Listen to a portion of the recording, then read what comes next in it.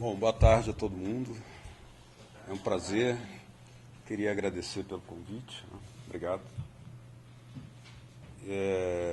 Eu sou Beto Almeida, eu sou atualmente diretor da Telesur. Vocês devem imaginar como é que eu me sinto hoje com a situação de saúde do Chaves, que é muito complicada, muito complicada. Sou também presidente da TV Cidade Livre de Brasília, fundador do jornal Brasil de Fato, correspondente da rádio de las Madres, na Argentina, La Primera de la Izquierda, como se diz.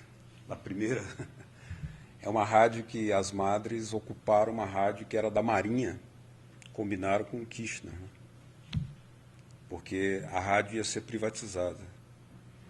Aí sopraram isso para elas ocuparam a rádio e o Kirchner, combinado, baixou um decreto, disponibilizou a rádio para as Madres. Hoje elas têm uma rádio aberta que pega metade da Argentina. Eu sou correspondente aqui no Brasil dessa rádio. Bom, eu penso que a comunicação é um tema que não pode ser discutido fora da luta de classes. Essa é uma questão preliminar, aparentemente óbvia, mas não tanto assim quando os debates passam para alguns setores entusiasmados com novas tecnologias, como se essas novas tecnologias tivessem possibilidade de assegurar algum tipo de imparcialidade. Eu não acredito nisso. Tecnologias são modos de produção.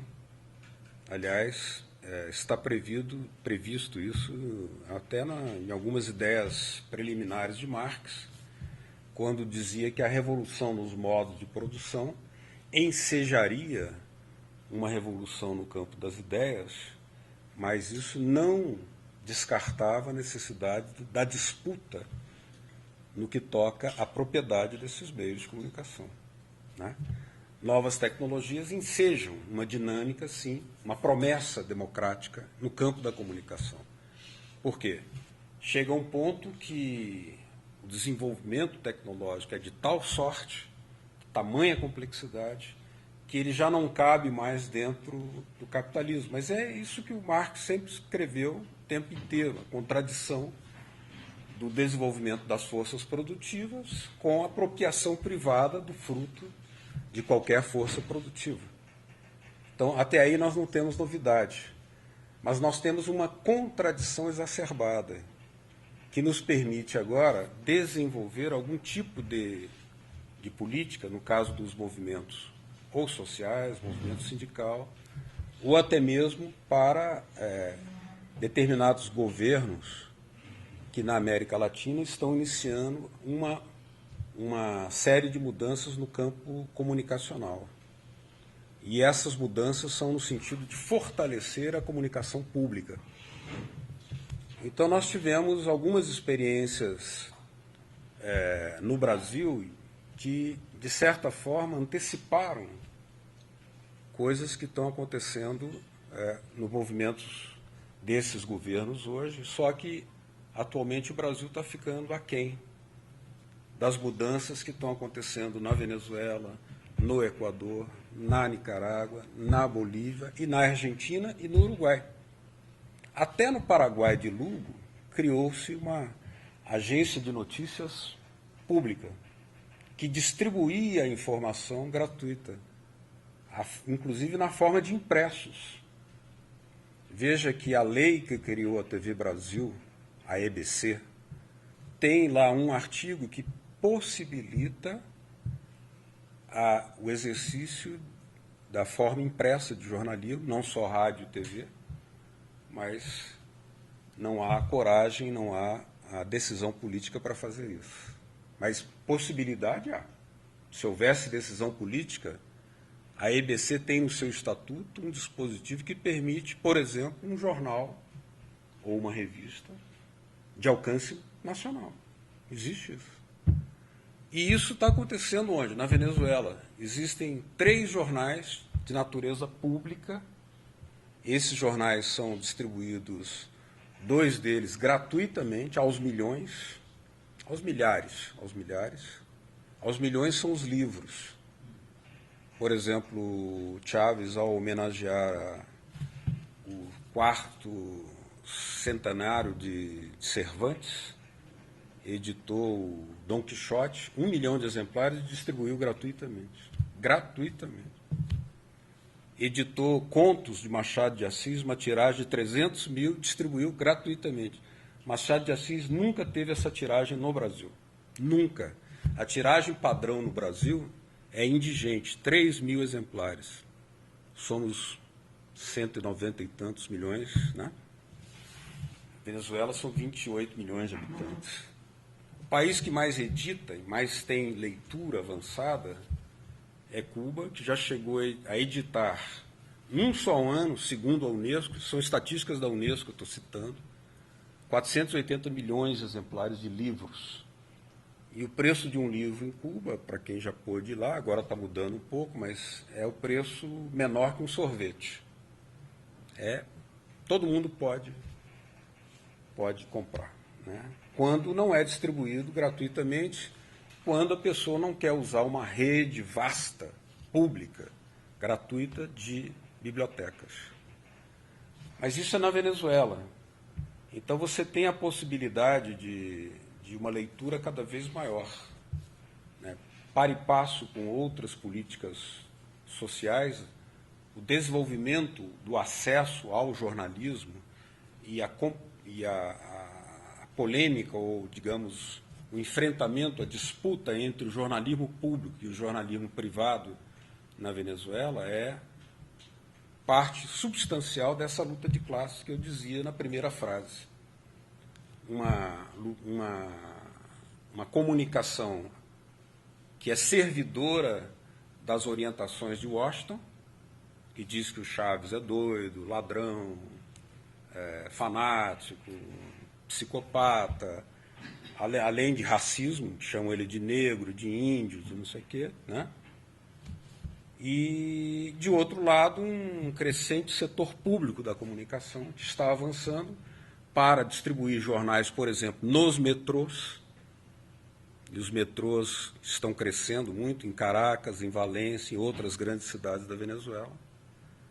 Então, é muito gratificante você chegar num domingo da manhã e vai para a porta de um metrô e ver um cidadão comum, gente simples, lendo o jornal.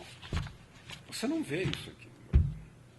Tem gente no Brasil, talvez a maior parte da população, que nunca comprou jornal. Nunca comprou jornal. Esse é o jornalismo público. Ele está proliferando também na Bolívia, porque o presidente Evo Morales cansou de ser chamado de narco-presidente. Todas as manchetes eram o narco-presidente Evo Morales, que não sei o quê, e assim tratavam, sabe? Em vez de falar o ditador, não sei o quê, ou o coronel Chaves, como chama Chaves, lá na Bolívia, o narco-presidente. Ele chamou uma reunião com os donos dos jornais. E aí os donos pensaram assim, ele vai fazer alguma mudança, né, na linha de publicidade, quem sabe vai soltar um dinheiro para calar a boca da gente e tal. E ele filmou, eu tenho esse vídeo, filmou a reunião, onde o secretário de comunicação dele, o porta-voz, Ivan Canelas, um amigo nosso, colecionou todas as manchetes durante um ano. Narco-presidente, insultos, coisas assim, que não tem nada a ver com jornalismo, insultos, né? E disse para os caras, provem. E os caras aí, nós pensamos que vocês tinham nos chamados aqui para outra coisa e tal. Aí disse assim, olha, a partir de hoje nós decidimos, nós vamos criar um jornal público. Chama-se Câmbio, já existe há 2 anos e meio esse jornal. Ele hoje tem a mesma tiragem que tem o mais antigo jornal da Bolívia, que se chama La Razón, que tem 73 anos de idade. Ele custa 1/4, um preço praticamente simbólico, do que é o La Razón. E o povão está lendo porque a Bolívia hoje, segundo a Unesco, um país livre do analfabetismo, tal como o Equador, tal como a Venezuela, tal como a Nicarágua, e vai recuperar esse grau que havia obtido na década sandinista. Perdeu depois com o neoliberalismo, que devastou a Nicarágua, mas está recuperando essa possibilidade. E, ao mesmo tempo, foram criadas televisões públicas, algumas delas com o apoio da Venezuela, e aí é o uso correto da receita petroleira, ou seja, a Telesur, nós temos o orgulho de ter montado a TV pública no Equador, na Bolívia, na Nicarágua. Os equipamentos foram doados pela Telesur com a receita petroleira da Venezuela. Por isso o Chávez é tão odiado. Não? Mas isso não para aí. Talvez o caso mais parecido e mais distante da gente seja o da Argentina, porque pelo desenvolvimento capitalista da Argentina, de um grau de industrialização, de acumulação de capital, aí formaram-se monopólios em todos os lugares tem, claro. Isso é normal no capitalismo. O capitalismo enseja um monopólio, sobretudo nos ramos dinâmicos da apropriação de capital, não se faz sem monopólio, sem oligopólio, não existe. Mas, em algumas situações, esse monopólio se dá na forma de que o Grupo Clarim da Argentina se transforma em ferramenta política fundamental, já que não há um partido da direita. Lá, ou a direita faz o banho de sangue via ditadura, ou ela tem que ser derrotada pela democracia possível que está sendo exercida hoje pela Cristina Kirchner. O que acontece? Ela aprovou uma lei de meios que nós tentamos fazer aqui no Brasil na década de 90, eu e Chico estávamos na FENAGE, Federação Nacional de Jornalistas, que era recolher milhões de assinaturas, ingressar com uma lei de apelo popular no Congresso, que a Constituição permite, e tentar construir uma relação de forças em que essa lei vire um projeto de lei, porque pedagogicamente isso te permite fazer uma disputa, quando você não tem maioria, claro. Mas o que acontece? Quando se fez a lei de meios da Argentina via iniciativa popular, povão mesmo, não havia relação de forças favorável para ela. Mas veio a crise do De la Rúa, veio sucessivos, em uma semana, 4 presidentes, né? Depois do Aldi, depois o Kirchner, e agora a Cristina, a maioria se transformou. O Congresso tem maioria a favor da Cristina, a lei foi aprovada. Ontem ela teve, aqui está os jornais de hoje, a derrota judicial, né? Ou seja, a própria justiça, que é muito corrompida, que foi uma justiça que acobertou todo um regime sanguinário, essa justiça mesmo está sendo alterada. O que significa isso? Que você não pode ter um monopólio e, ao mesmo tempo, o espectro eletromagnético, aí entra uma discussão ideológica novamente, pertence a quem? Se você vai explorar água, você tem que pedir uma concessão ao governo, aquela água. Se você vai fazer uma distribuição do sistema de água, você tem que garantir a qualidade, né? Você não pode distribuir água suja, não é verdade? Se você vai usar o espectro eletromagnético, você tem que pedir permissão a quem é o possuidor, que é a União, que é o povo, em última instância.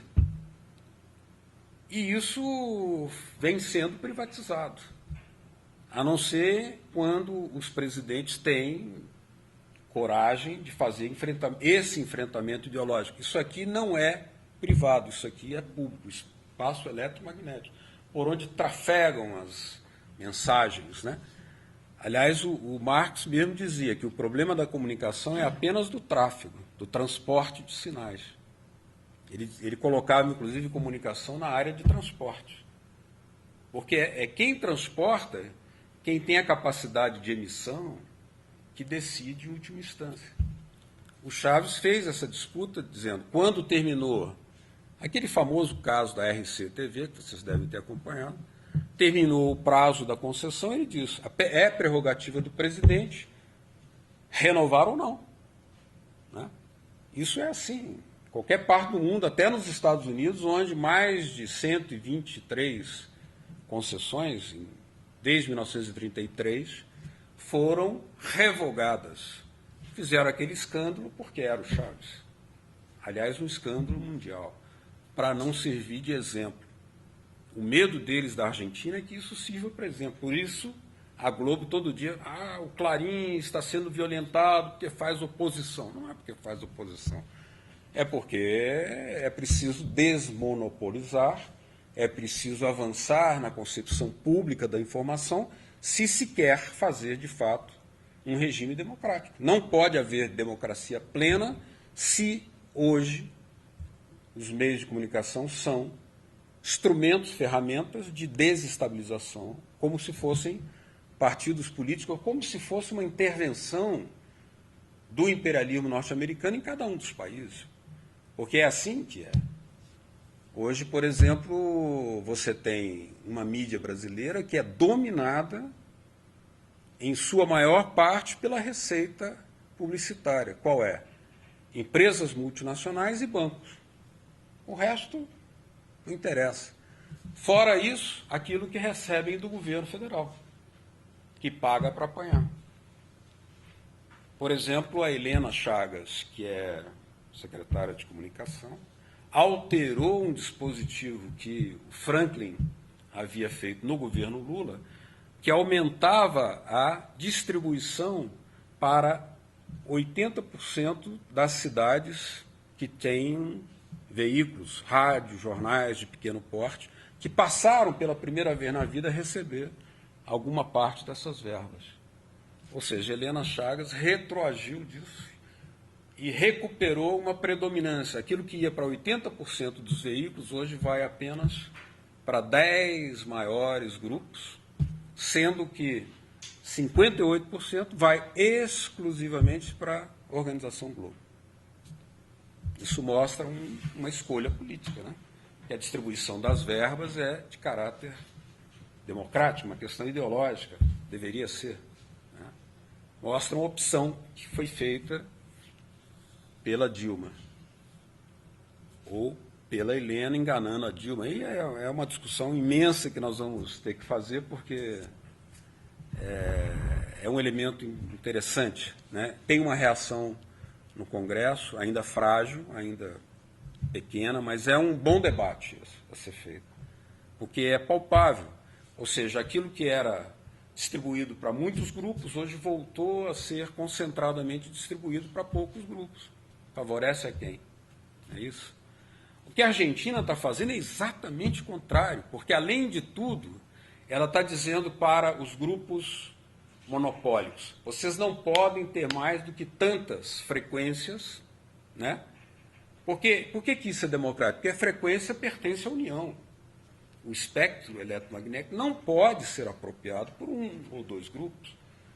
E é prerrogativa do Estado, através de certas regras, que devem ser as mais democráticas possíveis. Quanto mais forem possíveis as intervenções dos movimentos sociais, mais democrático será. Num regime capitalista, haverá sempre essa contradição, nunca poderá haver plena democracia no capitalismo, mas pode haver a contradição. E essa contradição é pedagógica, educativa, para que o povo possa, digamos, pleitear ou conscientizar-se de que a comunicação, tal como distribuição de água, saúde, educação e outros elementos, em nenhuma hipótese pode ser privado, tem que ser público, tem que ser público. Então essa é uma questão ideológica básica. Só que a lei da Argentina vai mais além. Ela distribui 33% do espectro para o setor empresarial, 33% para o setor estatal, 33% para os setores chamados sociais ou comunitários. De tal sorte que, por exemplo, a Universidade de Buenos Aires vai ter uma frequência. Um sindicato regional já tem uma frequência. Os povos originários que se credenciam já têm, inclusive, uma rádio Mapuche, pela nova lei. Que olha que a lei nem está totalmente implementada, né? Ela começou, deveria ser no dia 7, e o processo está ainda em andamento, a disputa é judicial, e houve na semana, agora, há poucos dias, uma manifestação, segundo eu sei, de mais de 500 mil pessoas em apoio à lei. Em apoio à lei. Então, nós temos o direito de uma universidade pública ou do setor público universitário ter uma cadeia de televisão, uma rede nacional, uma frequência para si, ao invés da pulverização de certas TVs comunitárias, que até existe isso, né, no Brasil, melhor seria esse outro mecanismo que a Argentina vai muito mais além, porque diz o seguinte, esse 33% tem que ser distribuído de acordo à representação política que os grupos tenham na sociedade, por autoridade política e tudo mais. Então, é uma lei bastante perigosa para grupos que no Brasil são monopólicos, né? Por isso eles estão odiando essa transformação na Argentina. E no Brasil nós tivemos um processo que pode ser considerado até um retrocesso, porque havia no Brasil, qual a diferença aqui? Na Argentina, a TV surge pública, no Brasil surge comercial, com Assis Chateaubriand, de lamentável trajetória, né? Aqui ela já surge com aquela cabeça de fazer tráfico de influência, fazer campanha contra, e já serviu de instrumento golpista, por exemplo, contra Getúlio Vargas. Mas o próprio Getúlio já havia feito um projeto de lei para criar a TV nacional. Como ele havia criado a Rádio Nacional, ele havia criado o Instituto Nacional do Cinema Educativo, colocou na direção desse instrumento Roquete Pinto e Humberto Mauro, as duas maiores cabeças brasileiras. Ele já tinha aberto espaço para Anísio Teixeira, teve conflitos com Anísio Teixeira também, claro, mas abriu espaços também para esses setores. E o Juscelino, depois que Getúlio é levado ao suicídio, que constitui um golpe, não plenamente configurado, mas um golpe, Juscelino tentou recuperar o projeto da TV nacional, que seria a TV pública brasileira. Isso estamos falando na década de 50. E o Assis Chateaubriand disse, se você criar essa TV nacional, ameaçou o Juscelino, eu acabo com a sua vida. E o Juscelino recuou. Isso está bem descrito naquele livro, Na Rolança do Tempo, do Mário Lago, saudoso comunista Mário Lago. Bom, essa tendência a uma comunicação pública, eu acho que é o nosso caminho. É o caminho que pode ser, digamos, o único onde nós tenhamos, seja numa fase de transição para regimes, a pretensão é chegar ao socialismo, mas antes disso é preciso criar uma contradição onde você tenha algum tipo de protagonismo e voz dentro dessa contradição. E ela só poderá se expressar se houver uma comunicação pública, aí incluo as universitárias, as comunitárias, de toda a natureza. Você veja, a timidez dos governos atuais, seja do Lula e da Dilma, é que o próprio Getúlio já havia criado a Rádio Nacional, a Rádio Mauá. A Rádio Mauá era uma emissora onde os conselhos de administração eram ocupados por centrais sindicais. Claro que eram getulistas, claro. Né? Estou dizendo que não eram centrais sindicais, mas eram. Isso cria o precedente, cria a contradição, de tal sorte que os editorialistas da Rádio Mauá eram Carlos Drummond de Andrade, Nestor de Holanda, Geir Campos, Manuel Bandeira, Cecília Meirelles, por aí vai. Esses eram. Qual era a finalidade da Rádio Mauá? Desenvolver uma linha de compreensão sobre os direitos laborais, previdenciários, a cultura, a questão da saúde, higiene. Havia programas de música clássica, onde o Manuel Bandeira era o redator e falava do que era tudo isso. Quer dizer, impensável hoje. Né? Hoje o governo abdicou dessa disputa, retroagiu, ou seja, está à direita de Vargas. E pelo que nós temos visto aí, o governo, em algumas questões em relação à CLT, tem sido permeável a algum tipo de flexibilização, que é uma mentalidade neoliberal em relação ao que foi a CLT. A CLT, hein? Estamos falando de 62 anos atrás. 62 anos, para o Instituto da Previdência, né? Voz do Brasil, aí é um caso à parte. A Voz do Brasil, ela foi muito odiada, porque no período da ditadura, aí vem aí a voz da ditadura. Na realidade, para um país que tem um indicador de leitura de jornal inferior ao que é o da Bolívia, a Voz do Brasil se transforma talvez na única possibilidade do povão, grande massa, que não vai ler jornal nunca, nunca comprou jornal, o jornal não chega, o jornal não existe. Seja porque o povo não pode comprar, seja porque não existe o jornal. Porque no Brasil as maiores tiragens são, digamos assim, a Folha já tirou na década de 80 1 milhão de exemplares aos domingos. Hoje ela não tira 290 mil aos domingos. Caiu por uma perda de credibilidade total, mas caiu também porque, como negócio, o jornalismo comercial está em crise. Não é o jornalismo impresso. A meu ver, não, eu sou,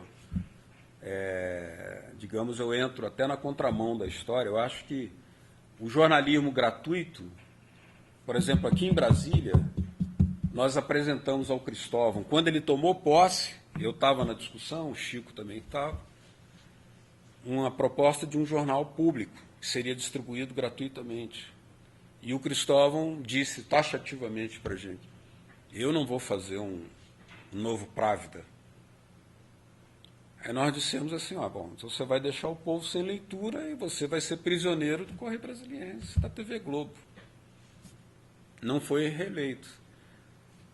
Moral da história, um empresário da cidade pegou esse projeto, ainda zombou da gente. Muito obrigado, Beto. Ronaldo Junqueira, um cara aqui indescritível, dono de jornal aqui, ligado ao Roriz, empresário, criador de gado, montou o jornal, hoje ele é um sucesso editorial, 70 mil exemplares dias distribuídos na rodoviária de Brasília às 5 horas da tarde. Muita foto, notícias curtas, letras grandes, comunica. O povo espera, às vezes, o ônibus. Então, está na fila, que ele é distribuído na fila do ônibus. O povo diz assim, não, pode passar na frente que eu estou esperando chegar o jornal. Chama-se O Coletivo. Era o nome, inclusive, que a gente tinha dado. O cara pegou até o nome. Até o nome.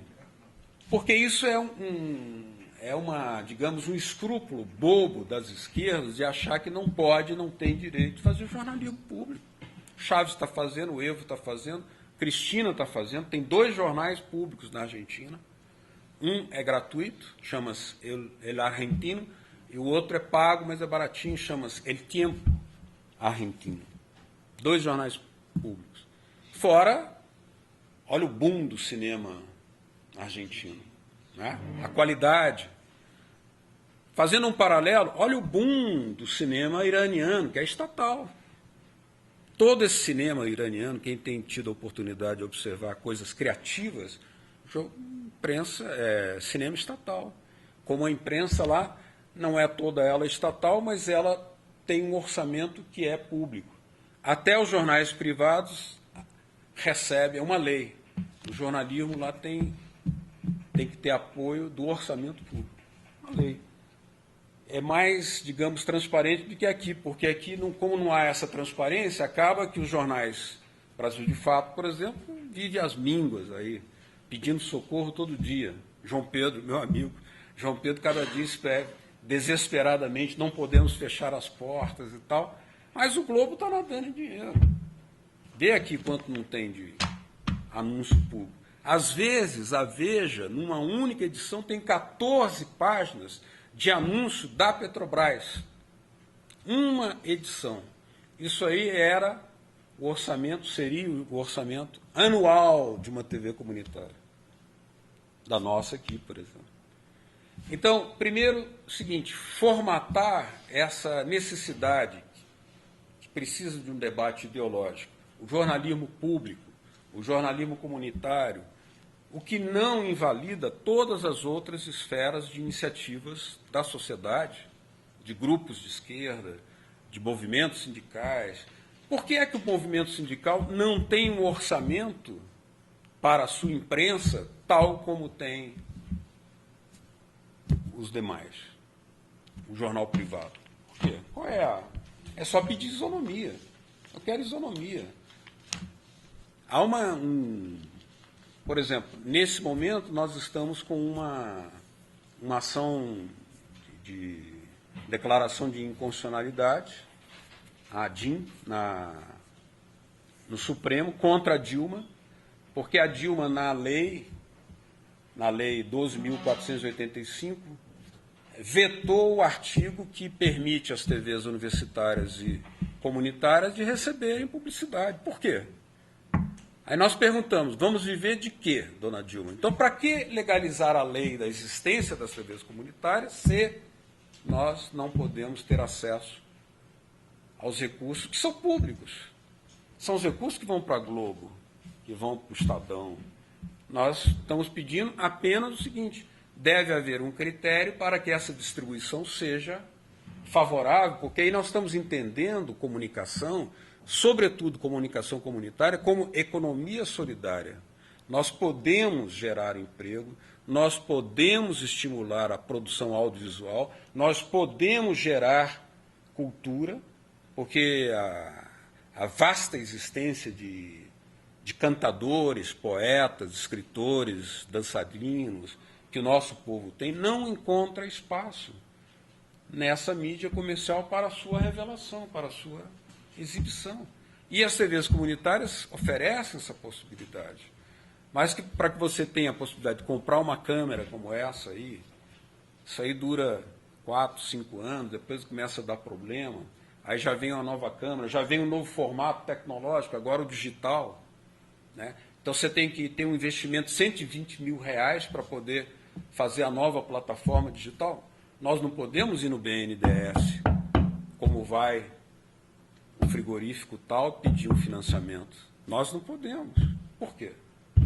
Porque não existe um critério claro que perceba a comunicação como uma atividade estratégica da sociedade brasileira para estimular o debate. Então, nesse sentido, nós temos agora alguns elementos, aí eu já termino. Assim.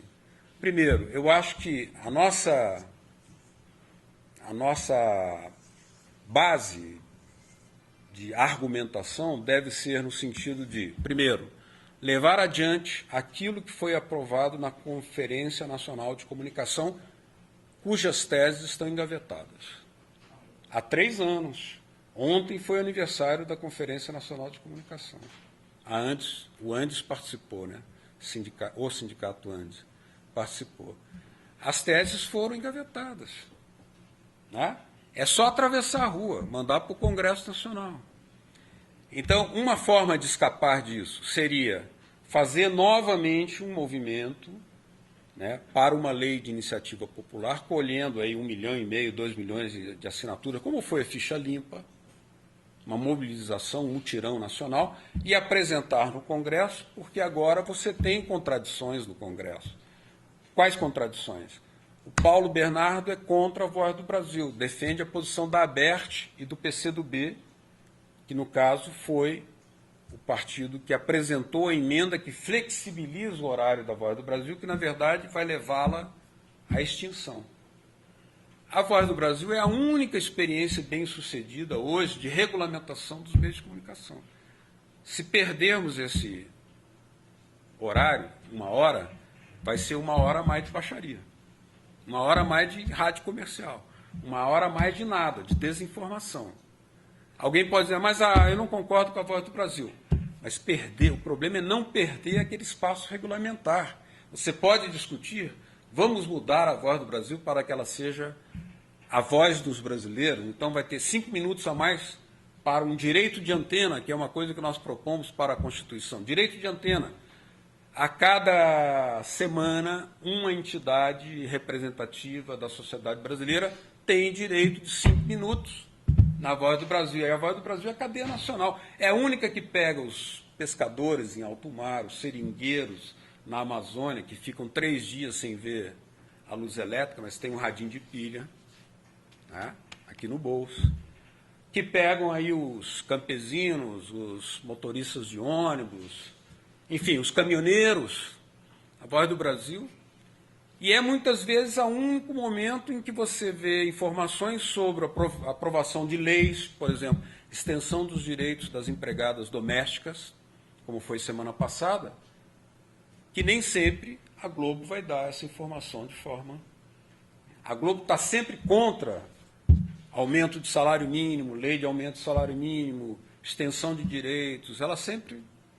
Questão do petróleo, questão dessa natureza, né? A favor permanentemente de uma Petrobras privatizada. E a Voz do Brasil representa o debate que há no parlamento.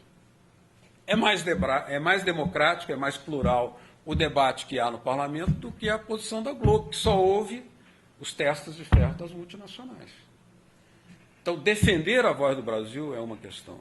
Fazer um movimento que fosse um mutirão para uma lei de iniciativa da informação democrática, propondo que a regulamentação dos artigos do capítulo da comunicação social, que já estão inscritos na Constituição, mas nunca foram regulamentados.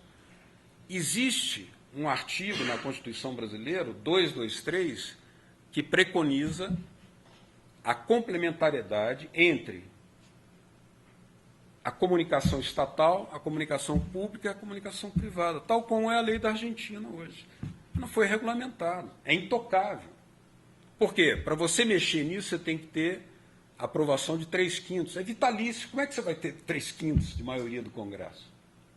Não há possibilidade, porque ali você tem a bancada da Globo, a bancada que gostaria de ser da Globo e a bancada que morre de medo da Globo. Então, nunca você tem 3/5. Porque o cara vê assim, poxa, se eu votar contra a Globo aqui, eles destroem a minha vida em 2 matérias, eles acabam...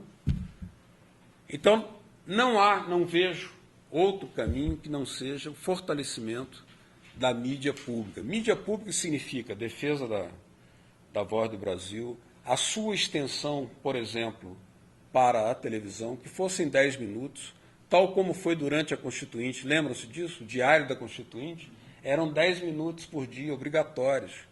Claro, o povo tem que saber como é que está sendo escrita a Constituição, né? A Globo não dava, então, Diário da Constituinte. Só que propomos que isso seja feito agora, a Voz do Brasil na televisão. Programas públicos de editoração de jornal popular. Alguém pode dizer, mas isso é muito vago. Não, não é vago, não. Nós temos 50% da indústria gráfica hoje no Brasil ociosa, há mais de 25 anos. A gráfica parada, o povo sem ler, jornalistas e escritores sem trabalho. Olha só, vamos combinar os fatores, usar 100%, né? Aquilo que é dado para aqui, para essa gente, pode ser dado para você fazer jornais de toda a natureza. Define-se um critério de representatividade dos grupos que vão receber o direito de papel, o direito de gráfica e o direito à circulação, né? Vale lembrar que quando Monteiro Lobato propôs ao dono desse jornal, o Mesquitão, o velho Mesquita, Mesquita, vamos acabar com o analfabetismo, a imprensa tinha que cumprir uma função contra o analfabetismo. Você topa? Aí o Mesquita olhou para ele assim, disse, ô Lobato, se todo mundo aprender a ler, quem é que vai pegar na enxada? É a mentalidade da oligarquia, que não quer um povo informado, né? Então essa gente vai sempre atuar contra a cultura do povo, contra a cidadania, contra a informação. E isso só vai poder ser possível num jornalismo de natureza pública, através de leis que financiem-se tal como hoje a Voz do Brasil tal como hoje é o horário político, que não é gratuito. Não é gratuito, vocês sabem que não é gratuito. Ele é pago, né? É pago pelo orçamento, pelo dinheiro público. As TVs recebem, aqui se fala horário político gratuito. No horário político, não gratuito.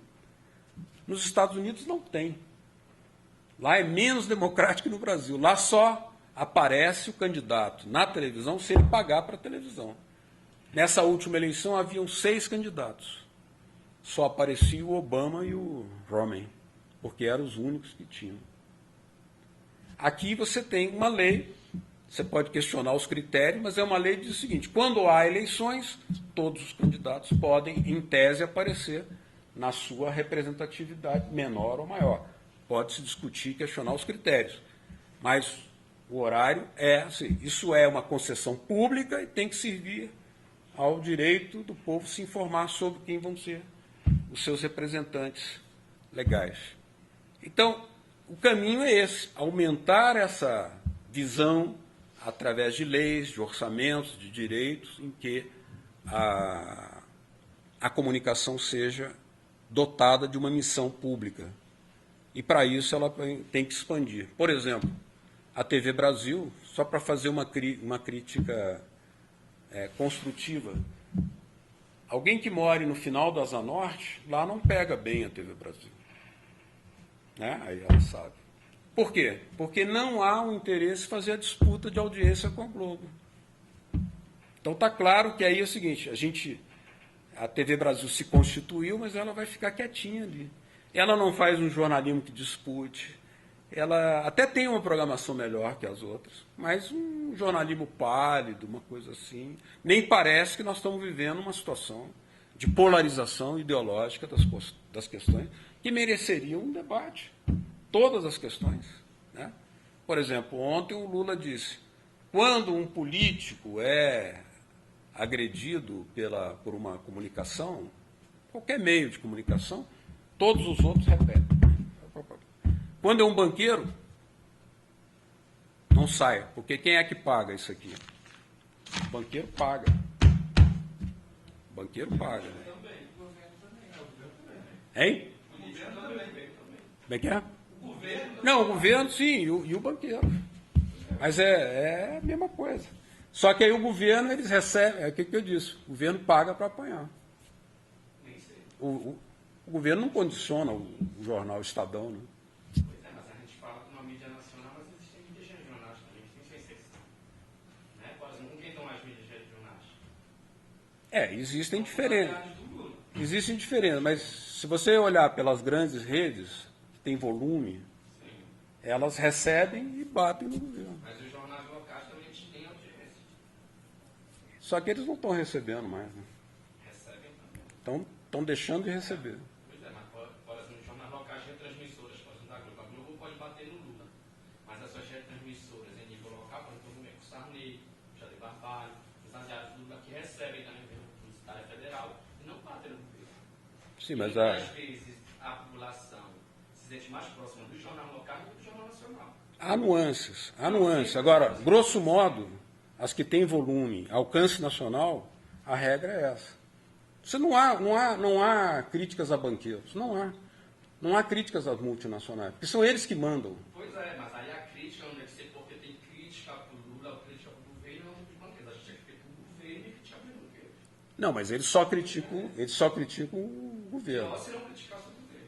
Não, a questão é o seguinte: eles não criticam nunca quem é dono do capital. O governo nem sempre é o dono do capital. É o caso né? agora. Hein? O caso agora. Pois é. Tem uma elite econômica que tem um poder político superior ao governo mesmo.